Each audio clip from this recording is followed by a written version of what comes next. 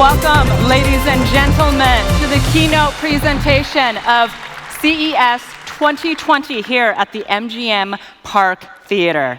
Now, my name is Qilan Liu, and I will be your host for this evening. Now, you've all come to Las Vegas for the largest exhibition of consumer technology in the world. For over 50 years, CES has been the global stage where next-generation innovations are introduced to the marketplace and to the world. And this year will be no different. Thousands upon thousands of innovations to improve people's lives will be on display. And it all starts tomorrow. But hey, this is 2020, the dawn of a new decade. And that brings with it a profound disruption of the automobile industry and mobility in general. Now, this disruption is being addressed in countless innovative ways, many of which you'll get to see for yourselves in the next few days. In fact, you'll hear quite a bit about it tonight because it's such a pressing topic, and because the folks from Mercedes-Benz, the company that invented the automobile, they take it very seriously. But as this is the CES keynote, you know you're in for something very special. Ladies and gentlemen, tonight you're going to get an exclusive look, not just years, but decades into the future. And that's because Mercedes-Benz has teamed up with some esteemed luminaries from Hollywood to present a vision of future mobility like you've never seen before. But I don't want to give it all away just yet. To kick things off, please help me welcome to the stage our keynote speaker, Ola Källenius, head of Daimler and Mercedes-Benz, and Gary Shapiro, president and CEO of the Consumer Technology Association.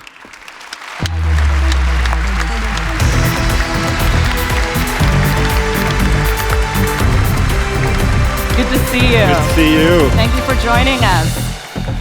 Now, gentlemen, I want to start off tonight's talk by talking about inner drive, because that really, it inspires all of us. Now, Gary, what inspired you to bring CES to life and to help it become the most influential technology show in the world? It's all about innovation. Innovation makes our lives better, and the people around the world are going to benefit from the healthier and safer environment that innovation is creating for us. From the latest automotive technology to life-saving healthcare technology, CES actually shows us how innovation will improve our everyday lives. This is my drive, because knowing that the innovations that are on display this week in CES will fundamentally improve the lives of people around the world, that's what turns me on. Now, Ola, I want you to follow that up. What is your inner drive, and what do you expect from CES 2020? Well, first of all, I want to say, Gary, it's great to be back. We love the CES, and we're happy that we could give this keynote here today. Well, when you come to the CES, the question you ask yourself is, what's next? And this what's next question, that's something that we have been asking ourselves for over 130 years, our founding fathers. How do you push the boundaries? So we come here to get inspiration, meet other tech-minded companies, people, maybe find and found new partnership, and of course, bring a little bit of our own technology to the party, which is what we're going to show you here tonight. Well, Ola, I have to say, I know a lot of us have probably noticed that more and more automotive companies are coming to CES. So with that in mind, how do you see the future of the industry? Well, we have been here for over 10 years now, and when we came here the first time, it kind of felt from the other tech companies, what are these gate crashers doing at this thing? But we know, of course, tech and auto has merged. They have merged in the last few years. But what is the big thing? The big thing is to take this invention and reinvent it and make individual mobility sustainable. So stay tuned. All right, well, we're looking towards the future. So, Gary, speaking of the future, what can we expect from CES, and what are you most excited about this year? Well, we have 4,500 exhibitors, and we have about 170,000 business attendees at this show. And they'll introduce, from the exhibitors, you'll see about 20,000 new products. So asking me which of those things is the most exciting, it's all very exciting. So I am just so pumped up. And what I'm most excited, though, is to hear from Ola the next hour or so. Well, gentlemen, thank you so much for all of these insights. As you can all see, there's a lot to get excited about here this week, and this evening is no exception. So before I hand it over to Ola for the keynote portion of tonight's program, let's take a look at this video showing the evolution of how we interact with our preferred modes of transportation.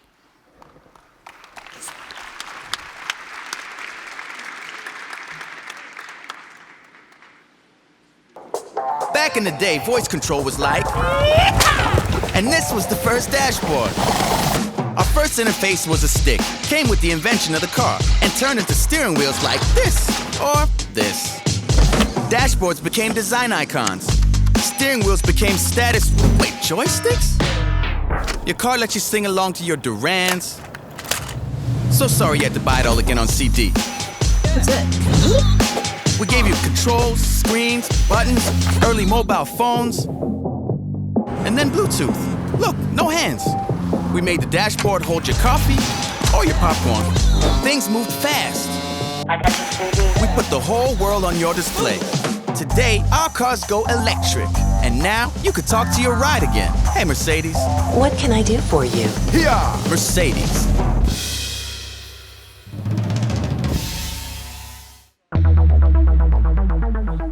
Here to tell you more about this exciting journey ahead is Ola Källenius, CEO of Mercedes-Benz. Ladies and gentlemen, Happy New Year, and once again, welcome to Mercedes-Benz at the 2020 CES. Where do we take it from here? I guess that's the core question at every CES. And this inner unrest for what's next is also at the core of our purpose at Mercedes-Benz. Today, we would like to show you what that means. Now, I don't know how you spent your holidays, but for me, among many other things, Christmas is a great opportunity for substantial research into cinematography. Or in other words, I'm a real film buff. I spend some time catching up old movies, watching new movies. Of course, one of the classics, we've all seen it, is Back to the Future.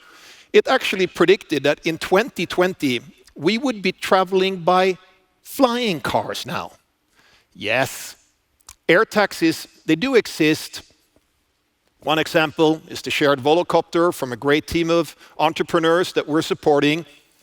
But let's be honest, it's still far from a standard option today. But there's another technology, another area of technology where the car has made great progress and still has amazing potential, which is connectivity. And to us at Mercedes, that's way more than pairing a smartphone to your car entertainment system. What I want to focus on tonight is the bond between human and machine. The video that we have just seen made one point. Tech in the car, it's all about the interface.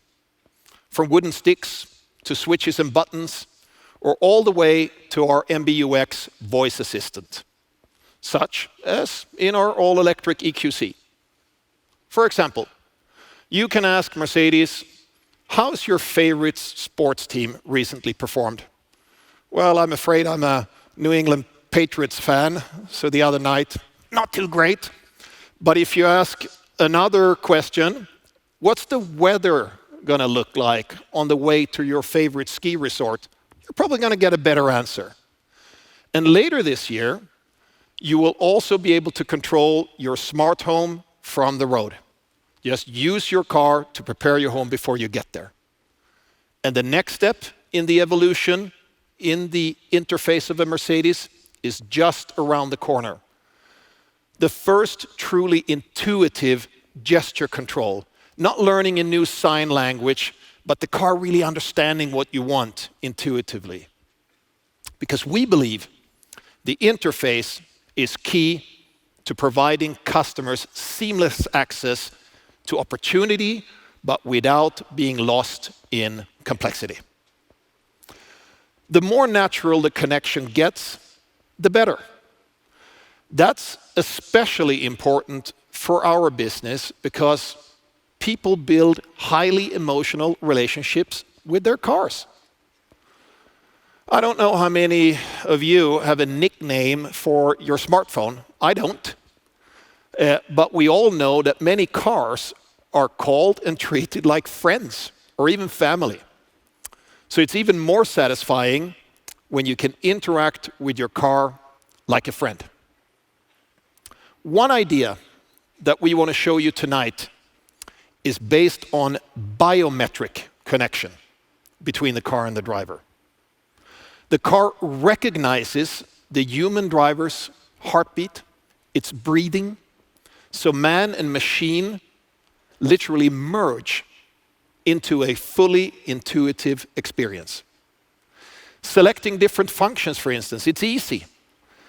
Simply raise a hand, and the menu is projected onto the palm of your hand. But before we get to that, there's another, perhaps even more fundamental dimension of connectivity that we just cannot ignore, and that is connecting tech and nature. Mercedes-Benz has always been a technology and a luxury brand, and it is time to bring luxury and sustainability even closer together. Because for us, the two are no contradiction.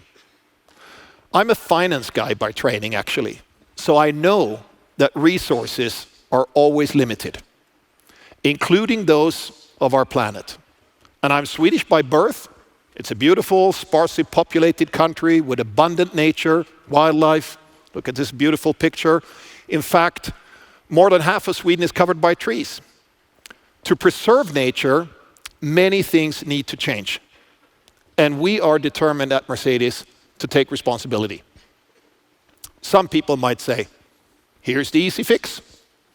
Stop people moving from A to B. Stop making cars altogether.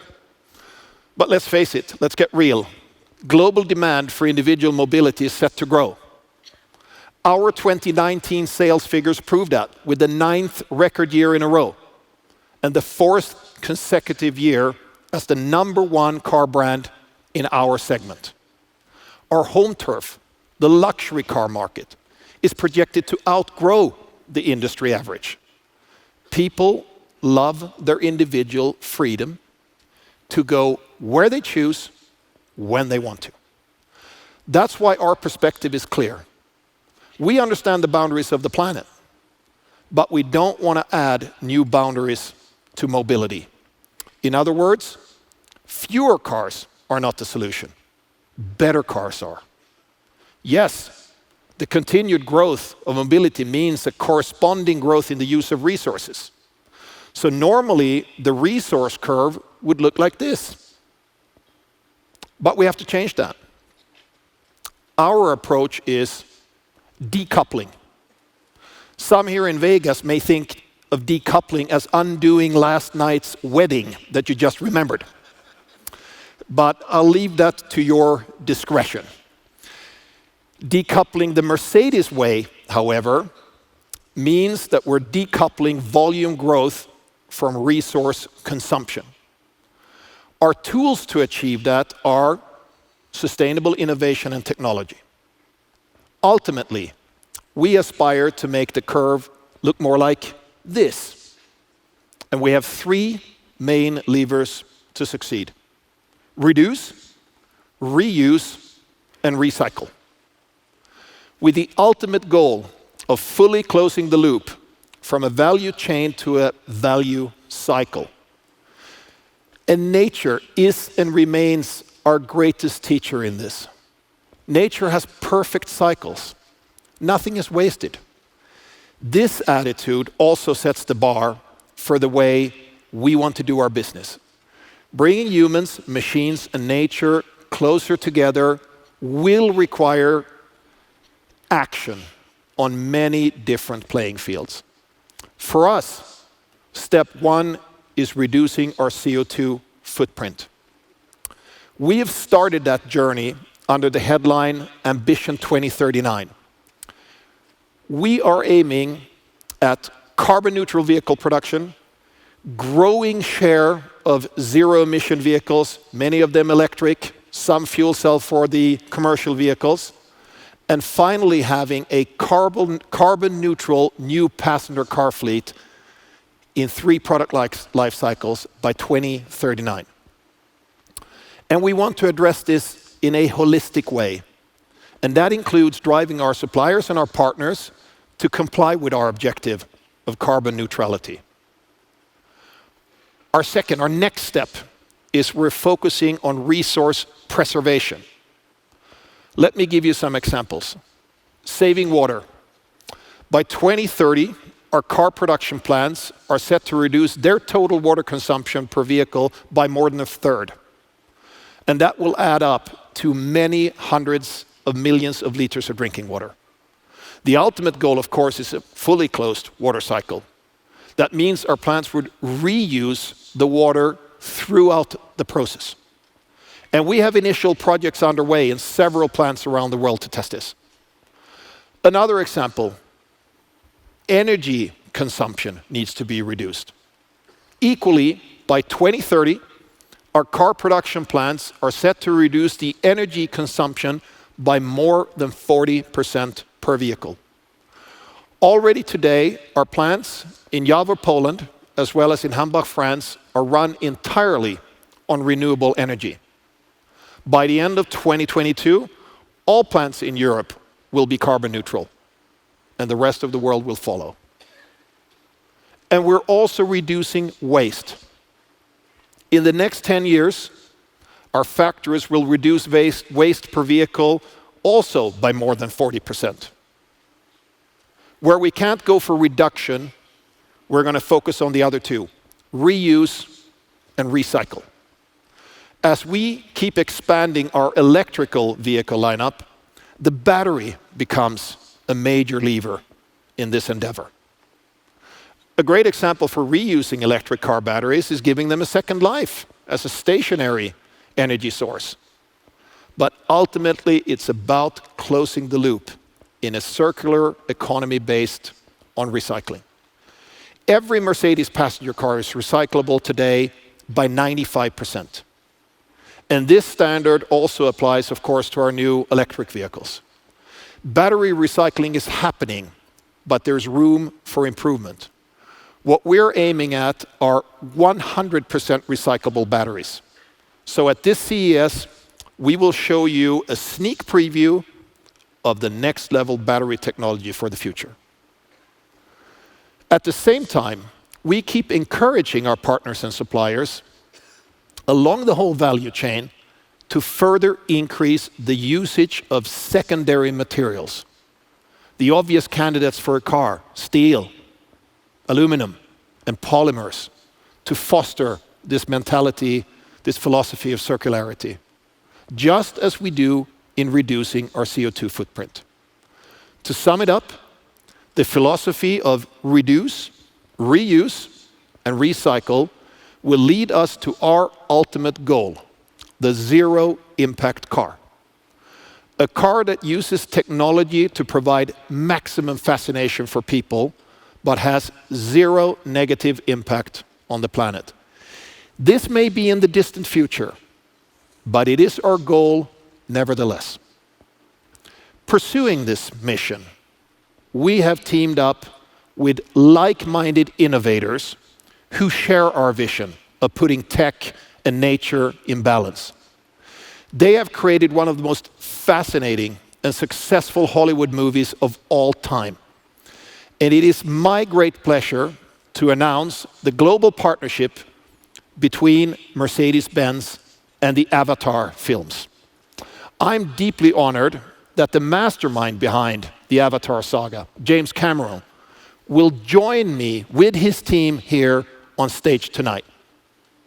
And we've already done some work together, and I would like to present the first result of this partnership. The Mercedes-Benz VISION AVTR, which translates to Advanced Vehicle Transformation. A visionary car that points far into the future, and a show car that is truly inspired by the fascinating world of Avatar. The results highlights completely new ways of intuitively connecting humans and machines without the wooden sticks and the plastic knobs and the steering wheel. The Vision AVTR also showcases new ways of moving people through the environment, sideways, almost like a crab moving through the landscape. And it takes sustainability to new levels through a fully recyclable battery, which is based on an organic cell chemistry and doesn't need materials like, for instance, nickel or cobalt. This means in the future the battery could be compostable. And yes, of course, it's going to offer incredibly fast charging too. This show car also uses many recycled and sustainable materials inside the cabin.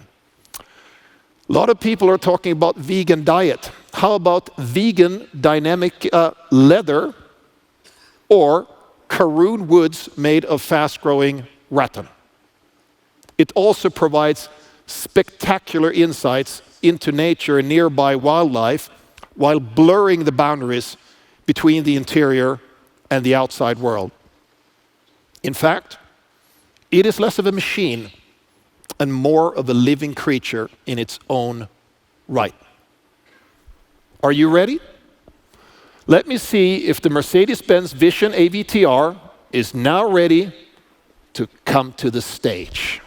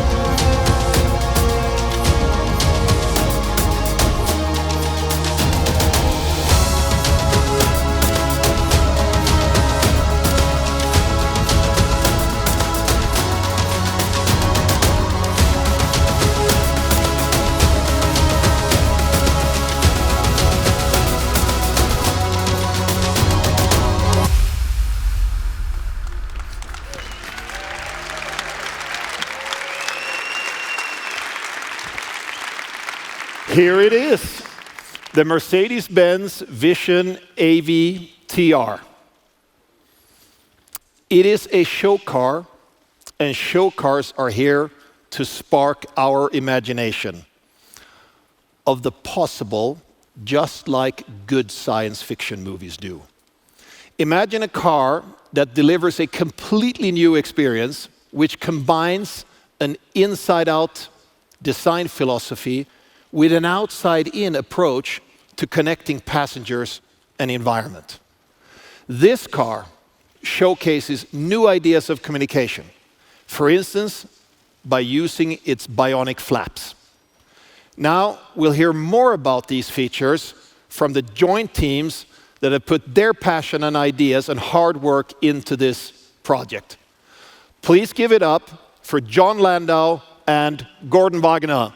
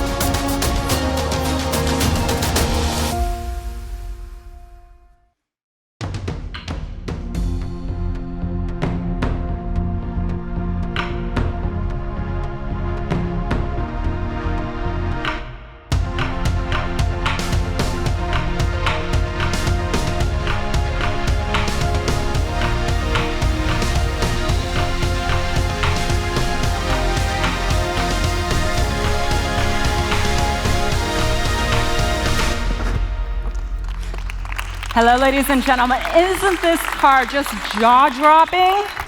Well, I want to welcome to the stage for the first of our 3 expert talks with Oscar winner John Landau, who's the producer of Avatar and the upcoming Avatar sequels, and Gordon Wagner, Chief Design Officer at Mercedes-Benz. So, gentlemen, we've been talking a lot about that inner drive, so I have to ask you, what inspires your work?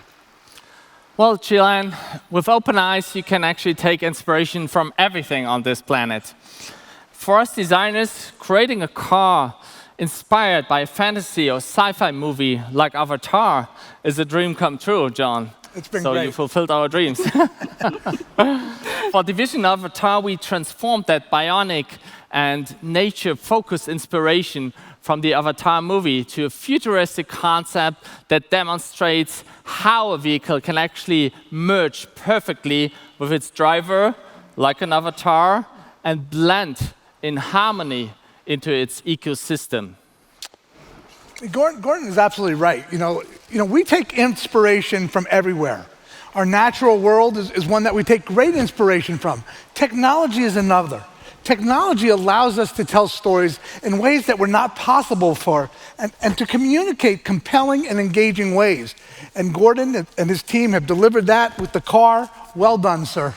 Well, I wish you all could stand here and be this close to the car because it is absolutely stunning. So, Gordon, one of the challenges for you is because Mercedes-Benz is known for luxury, how do you figure that into the design of the show car?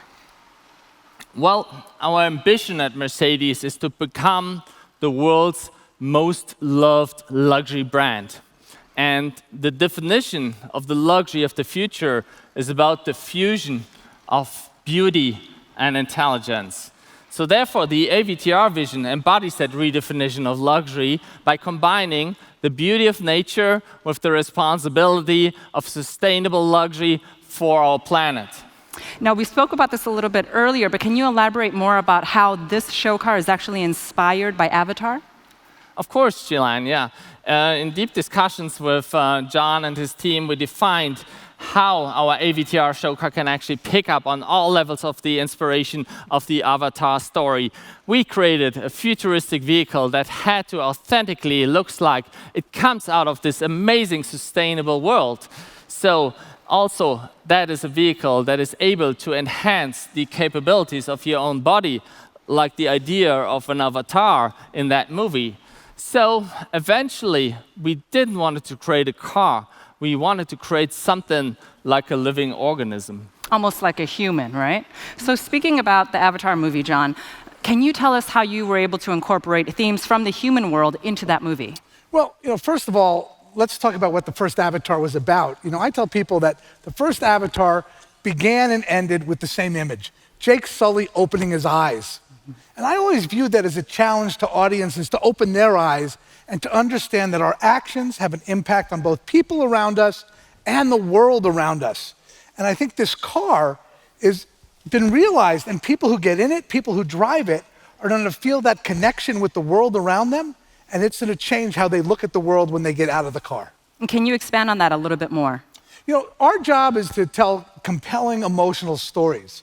But I think we also have a responsibility to inspire people to take action towards a sustainable lifestyle, harmonious interactions with others. And if we could bring that again into the real world, and Gordon and his team and the vision that Ola has laid out for them, they've realized it in a magnificent way. Now, Gordon didn't mention that Thank you this. so much for that. Absolutely. Now, Gordon did mention that this car does take a lot of its inspiration from Avatar. So, as a producer of Avatar, looking at this car, what's your favorite connection with the car and the movie? I think the connection with the car is we have AWA on Pandora, and people get to make that connection to AWA. People get in this car, and they put their hand on the controller, and the car reacts to them. It connects with them. It takes their biofeedback, and you really feel a pulse to the car. It feels your heartbeat, and you feel at one with the car. That's so incredible. Now, Gordon, we know that Mercedes-Benz is in this very unique position where you're able to shape the future. So, talking about the Vision AVTR, what type of innovations can we see in the show car? Well, this concept is full of innovation.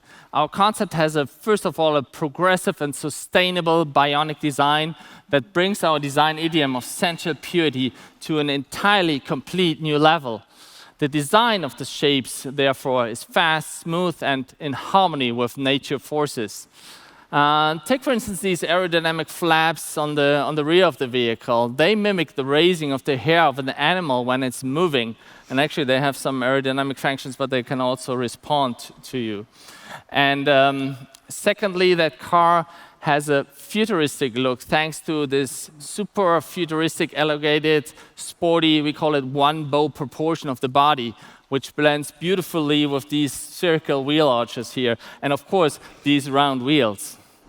So additionally to that exterior, the interior concept might be even more revolutionary. It shows a complete virtual instrument panel that takes the occupants on an experience journey beyond reality. Also, when you look at the car, there's light strips connecting through the entire vehicle, creating something like a neural network. And so this is much more than just an organic design. This concept car really merges the car and the driver into one living organism. What an incredible concept. It's been a great collaboration, a great experience. Totally, so inspiring. Well, John, Gordon, thank you so much for your time. And although all of this sounds very futuristic, I have to say that I think these innovations, they aren't very far away. Would you guys agree? Agreed. I think, you got to push the boundaries. It's the innovators who lead, and that's what Mercedes is trying to do. And that leads me to our next topic and our next guests. Let's take a look. Thank you. Thank you.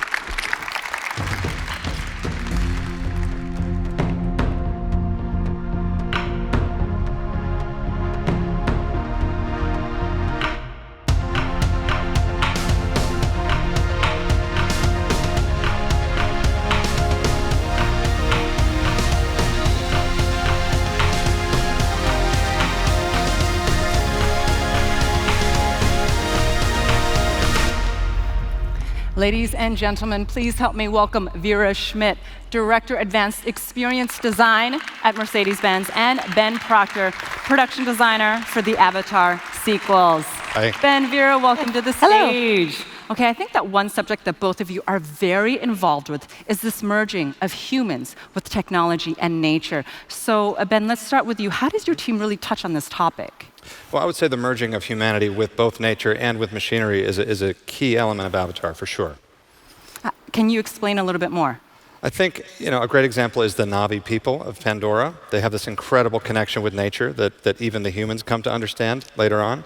And then on the other side, you have the incredibly high-tech neural link system of the avatars themselves, which is really what allows humans to explore the planet.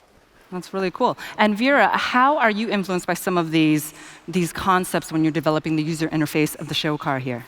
Well, we work on the interaction between man and machine every day. But in the Vision AVTR, we created an immersive experience where we shaped the technology as a mediator between you as a human being and you as part of species, part of nature. So how does that work exactly? What do you mean?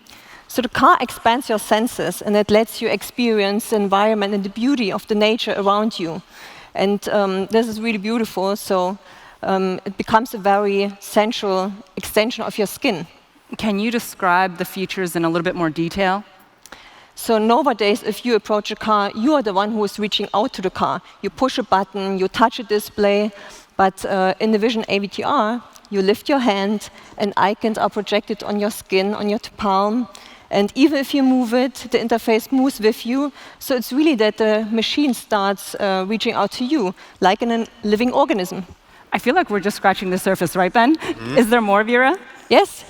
We have a curved dashboard projection, and on this one you can switch to a bird's eye view, and you can see the environment through the bird or through the eyes of the bird or a different animal.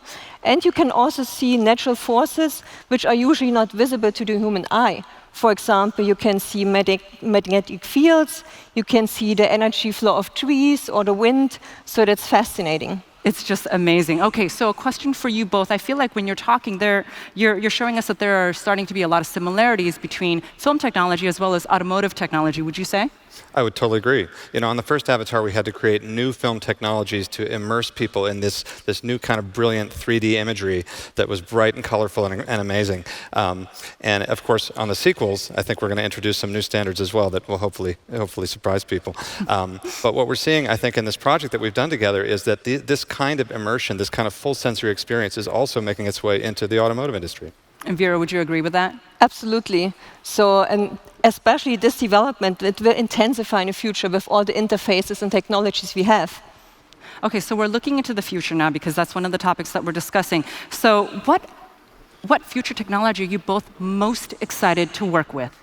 So for us, it's visualizing information on different shapes, materials, movements, where even the human gets part of the digital landscape. For us, that's key, because only then we can start transforming the car to the medium, to a digital membrane. Okay, so if I may put it simply, are you trying to say that digitalization will then become the essence, the lifeblood of the vehicle? Yes, absolutely. So we think that digitalization, it will spread like an aura around you, and it will become the DNA of the car. That is so incredible. And Ben, what about you? You know, on Avatar, we try to take people on an incredible emotional journey through the medium of cinema. But I think it's also really interesting to look at AR and VR and all these other new media and think about where they're going to go and to see them starting to sort of convey the same sense of intense emotion, the same awe, the same connection that we associate with Avatar. It's very exciting. It is all very exciting. All right, guys, thank you so much for your time and especially for those insights. Ladies and gentlemen, the future is a very funny thing. Right after it occurs, it becomes the past. But it has always fascinated artists and scientists to look far ahead in order to capture people's hopes and desires and to anticipate new technical possibilities. So now I welcome two experts who are doing exactly that.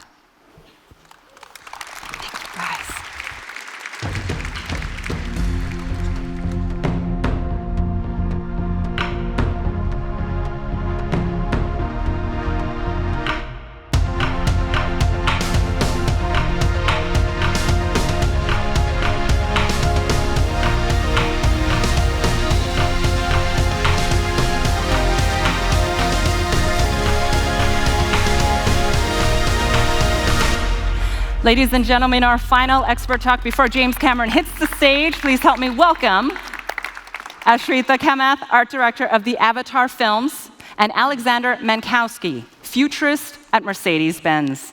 So a question for you both. In what ways are the Avatar sequels and the Vision AVTR really pushing boundaries? In the filmmaking sense, I think pushing boundaries means to overcome a variety of creative, technological, and monetary challenges to tell a story that completely captivates an audience. For example? One example would be in the Avatar sequels, we created an underwater world, and then we developed the technology that allowed us to shoot motion capture underwater. I think a lot of us have heard of that, right? So tell me, what exactly were your tasks? So in the art department, we are responsible for giving the director's vision a tangible form, as well as to create the overall look for a film.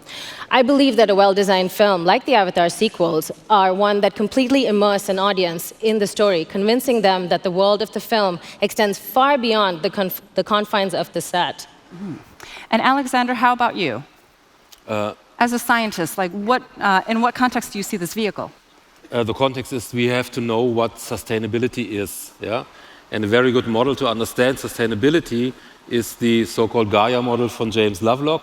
Gaia model means that our biosphere is a system, a kind of a system which maintains its own livable environment, so that we can breathe air, and the air is breathable for us. It's not an accident, it's not a given.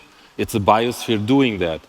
And the car then for this one is that it gives us the opportunity to feel these, to see this biosphere, yeah? Like what Vera has told us, yeah, to see the magnetic lines, the communication, what the biosphere is doing. So I feel like you're talking a little bit about meaningful technology, if you will. Can you go in a little bit deeper about what meaningful technology is? Yeah, meaningful technology should be a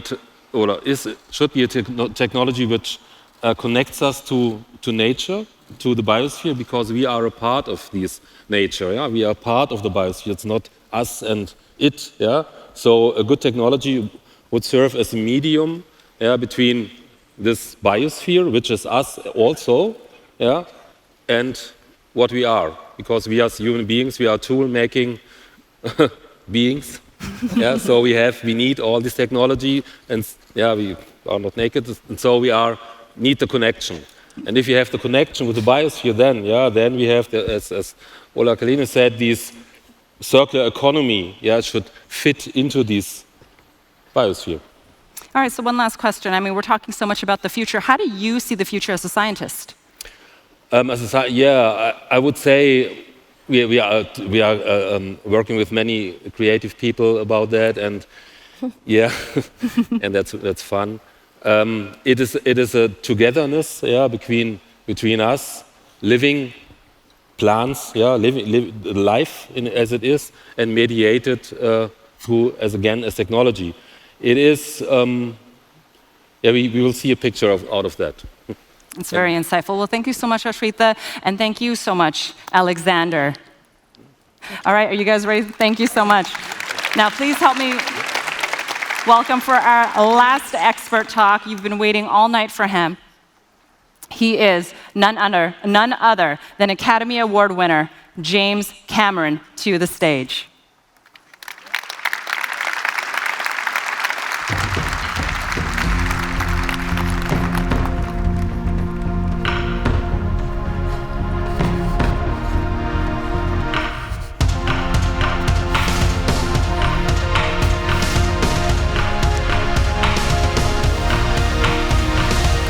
Hi there.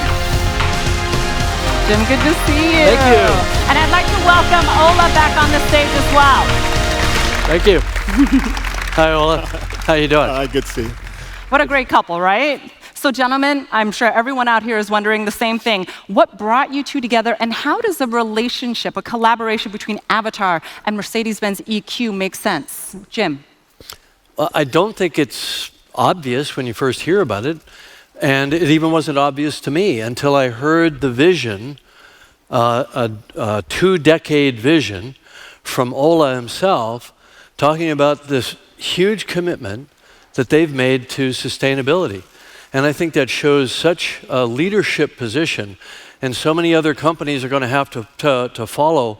But you're leading, you're doing it, and you've made this commitment, I believe, from the heart. And you're not just doing it at the vehicle, kind of at the tailpipe by electrification and fuel cells and all that sort of thing, but you're doing it in the way you're going to manufacture the vehicles, and you're going to extend that back, as you were saying, to your suppliers and all the way back through the supply chain. So it's a sort of total life cycle assessment of the entire process, and that's inspirational to me, because my main thing in life right now is sustainability, and I mean true sustainability. How are we going to do this? What's our future going to look like? And so I think tonight is all about the future. You know, when I look at this vehicle here, you know, I see the future, not just an automotive future with all the wonderful things that it could inspire, that could feed back into the cars that are real production cars. And by the way, I was devastated to find out that I couldn't just order one. But apparently we're a ways off on that. But it's also an aspirational future. What kind of future do we want to have as human beings. You know, are we going to continue to be takers, or are we going to become caretakers? You know, are we going to protect nature? Are we going to protect the mother, the Gaia force that sustains us here on this planet? Are we going to turn our back on it at our peril? And so for a major manufacturing company like Mercedes to make this commitment, I think is just awesome and should be celebrated. And to me, when I look at this car here, I see a beautiful car, and I love cars. And I see so many amazing, innovative things. But I also see the physical manifestation of a philosophy, of an idea, of an emotional idea. I would go so far as to say a spiritual idea made manifest right in front of us. And that inspires me. That's incredible. Ola, can you talk a little bit about how your interests have aligned with Lightstorm and Jim? Well, as I mentioned at the beginning of my speech, I've always been a film buff. Yeah. So I've been watching your movies, huge fan over all these years. And of course, next to a great story, which is essential for a hit, for a good movie, what's fascinated me and impressed me is the use of technology. Yep. I've observed that back to the movies, 80s, 90s, how technology have evolved, and even understood from you, you have sometimes waited on executing a movie because the technology is not yet there. Yeah. And I had the chance to visit Lightstorm productions to see, kind of peek behind the scenes. How is the next Avatar movie going to be shot? And if you're in the business of technology, like car people, you really eat, sleep, and drink technology, and you get to peek into somebody else's kitchen and see how they're doing it. I was blown away. So that innovative core is a perfect fit between the Avatar team and Mercedes-Benz. And then comes what Jim was talking about, sustainability. We have, of course, always tried to make our vehicle as efficient as possible. That's not the issue. But this major pivot to realize we are at a very important point in our development here. And do we want to sit back and just see what happens, or do we want to be architects of that future? In that sense, with the first Avatar movie and the whole philosophy behind that, Lightstorm was ahead of us. But we're going in the same direction. So tech people, understanding the importance of sustainability, it was really a perfect match for us. That's incredible. So, Jim, I have to ask you, we've all been talking about that inner drive. So as the creator of Avatar, the sequel that's going to explore the worlds a little bit more, what is your inner drive? I'm driven by a couple of things. One is just my passion for storytelling. I love to tell stories, and I love to tell stories with images. So the perfect place for me is to be a filmmaker. And I've dedicated my life to that. But in recent years, I've also dedicated myself to the cause of sustainability in many forms. At first with energy, and then with food choice, and so on, the impact of agriculture and so on our environment. And it occurred to me that the perfect way to fuse both of those powerful drives was to do more Avatar movies, because if you've seen the first one, you know that this is a film, and the sequels will follow in that same thematic vein that celebrates nature and our place in it and our connection to it. And I believe that the way that film worked to some extent, because of its beauty and its sense of wanting to be there and wanting to ride those creatures and fly through those mountains and so on, was that it awoke in the viewer that sort of childlike sense of the wonder and the curiosity and the joy in nature that we all have when we're kids. And then as we grow up, and as the world grows up and becomes more urban and less rural — I grew up in a rural environment in Canada — but as we become more urban, we have this kind of nature deficit disorder that we're all collectively suffering from. And part of that is denial of what we're doing, and part of it is that we just sort of turn our backs on it. And so I think that for us to survive here as a civilization on this finite world, we have to embrace these ideas of sustainability. So that's what's driving me now. That's why I'm making the movies, because I'm naturally a storyteller. I'm naturally curious.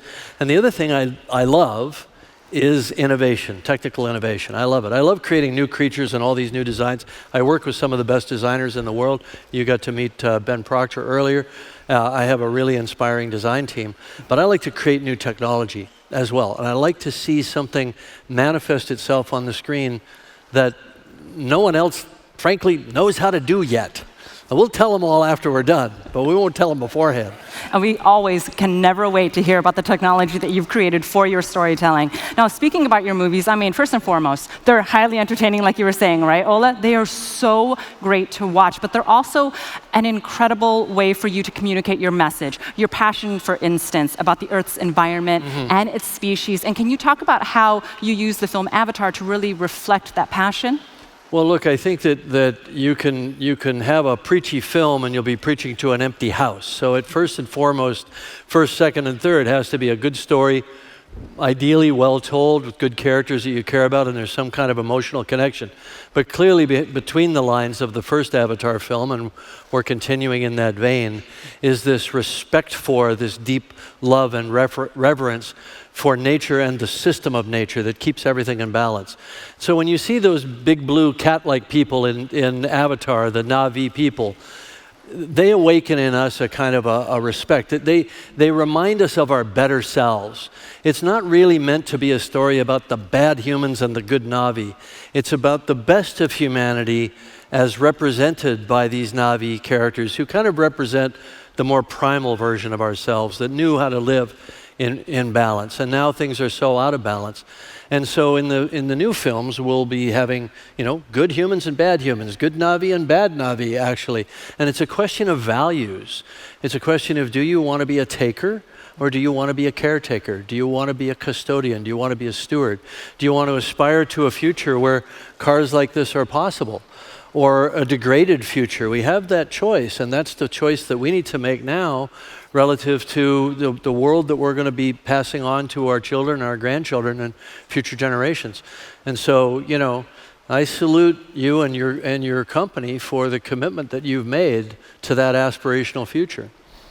And speaking about the respective industries that you both work on, you're both ahead of the class there. So why is constant innovation so important in both of these industries? Well, we talked about what's next. That's the question we have been asking ourselves. Our founding fathers, they asked themselves that question. They created a new industry. They didn't improve the horse or the horseshoe or made it lighter or anything. They just broke new ground and asked that, what's next? Yeah. So that is really at the core of our DNA, to constantly think about that. And what did it give us? It gave us a fantastic gift. Individual freedom, self-determined individual freedom. And that beautiful invention, in a nice wrapping, Gordon, that needs to be reinvented now. And that's why we're going from what we call modern luxury to sustainable modern luxury. We got to make the beautiful machine a sustainable, beautiful machine. And we're going to need all the creativity, all the ingenuity. Every engineer in our company is going to have to dig deep, because there are, of course, a lot of challenges on this road. Also, financial challenges. But if you put your mind to it and you make up your mind that you're going to solve this problem, you probably will. If you don't, nothing is going to happen. That's very true. Once you're dedicated, you can do it. Yeah. So Jim, what about you? Why keep pushing in your respective industry? You've done pretty well, so why keep pushing? And when you're looking towards the future, what's next? Okay, that's two questions. So the need for innovation, I think, my career trajectory is basically sort of living proof of the need for innovation. I look at the milestone films that I've made that were big hits. A big part of what attracted audiences to those movies was that sense of dreaming with your eyes wide open. Whether it was the liquid metal guy in Terminator 2 or the intelligent water tentacle in the abyss or whatever it was, those were literally things that were not possible the year before, that we willed into existence in order to tell that specific story. And now, of course, those tools are ubiquitous, and anybody can do those things now, years later. So we have to constantly be looking ahead. The universals of storytelling never change. Great characters, people that you can invest in, human emotion. That goes back to the Greeks and all the way back 4,000 years to the Epic of Gilgamesh, you know. But the specifics of what you see on the screen and the journey that you're taking, that changes, and it's dynamic.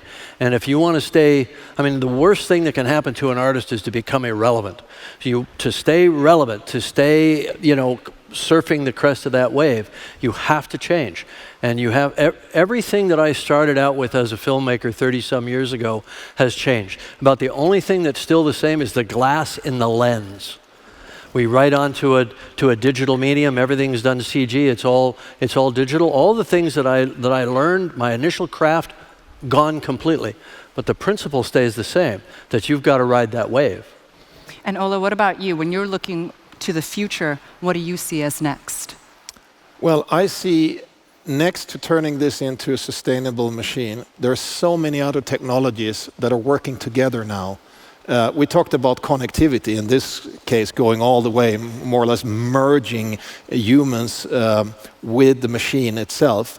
So, interface, but making it intuitive. It needs to be easy. You shouldn't have a PhD in computer science to understand how to do it. Sometimes we joke in our meetings, it needs to be understood by a 5-year-old kid or a board member at Mercedes. And if it passes that test, then we're probably good to go. And if I look around, I'm really excited to see what's new here at the CES this year. If I look around at what so many other companies are bringing to the party, and it's interesting to see, by the way, how many tech companies use the car to display their technologies. So we got a little bit of co-creation going on here. And you could argue a car company, as far as this proposition is concerned, is the master integrator of all of that. Yeah. So some of it we will, of course, invent ourselves. Maybe the organic battery chemistry that we were talking about. Some of it we will find with other people, or we will take inspiration from other businesses and then move the game on to the next level. That's what drives us. I see a future where we continue to co-evolve with our technology. Our technology is changing us, and we in turn reflect our needs into that technology. And we will merge. We will absorb it, and it'll just become such a natural part of our lives. It already has, that we don't even think about it. You know, a 5-year-old Navi child can jump onto a Banshee and plug in and fly. And so, you know, the idea of making it so simple and intuitive and obvious that anyone can do it, I think that's the important thing. So much is possible now, but too much of it is complex at the user interface, and that needs to be cleaned up. And of course, there are always, you know, the tech nerds that love, you know, to learn all that, the hacks and the tricks. But I think the average person wants it to be invisible, wants it to be transparent. And it's pretty amazing. You know, when I sat in this car and you put your hand on the control interface and it just breathes. It seems alive. It's organic. And so I think that our technology will become more organic and more easy for us to interface. And so, you know, this car is symbolic of that. And maybe some of the manifestations of the specifics won't show up, you know, for a few years in your future model lines. But you have to start with the gesture. You have to start with the idea. So I want to take this conversation to another realm here. Ola actually let me in on a little secret. I don't mean to put you on the spot, but I hear you may have brought us a little something to show us about Avatar 2. Couple of glimpses. All right, would you mind sharing it with everyone? Because Okay, I think everyone here is super excited to see that, it's too late to right? say no. They're running it. All right, so we're just going to go through. What are we seeing here? Well, I mean, I think if I sum it up in the broad strokes, I see a world that I want to go to. That's what we're trying to create. That's what we're trying to create with our designers, an aspirational world. Because by falling in love with it, you want to protect it. So you feel invested, right? And so our world is beautiful. We take our inspiration from our world right here on Earth, and it's still beautiful. Many, many parts of it are still spectacular, and we need to fight to protect that. And that's really the message of Avatar, and that's why I thought I'd share some of these images to give you a sense of what you might look forward to. It's so incredible. Thank you so much for sharing that concept art. Did you guys love the concept art from Avatar 2? I mean, come on. Thanks. That's so beautiful. Thank you. All right, gentlemen, thank you so much for your time. It was so insightful and so enjoyable. Now, to wrap up the presentation, I am going to pass it to you, Ola, who has just a few short words to share with you. So, Ola, back to you. Thank you, Chilan, and thank you, Jim, for joining us and for this great partnership. Ladies and gentlemen, I hope you enjoyed the show just as much as we did. We believe that aiming high and thinking ahead is paramount in this process, in this transformation we're in. We believe that inspiration and fascination are the most powerful drivers for change and progress. Our way is sustainable modern luxury. Our tools are technology and innovation. The transformation of the automotive industry at large and society as a whole is something we look forward to. That's an attitude that we share with Jim and his team. We are quintessential tech optimists. And the Vision Advanced Vehicle Transformation is a symbol of that. And a reminder, the best is yet to come. Thank you very much, and have fun at the CES 2020.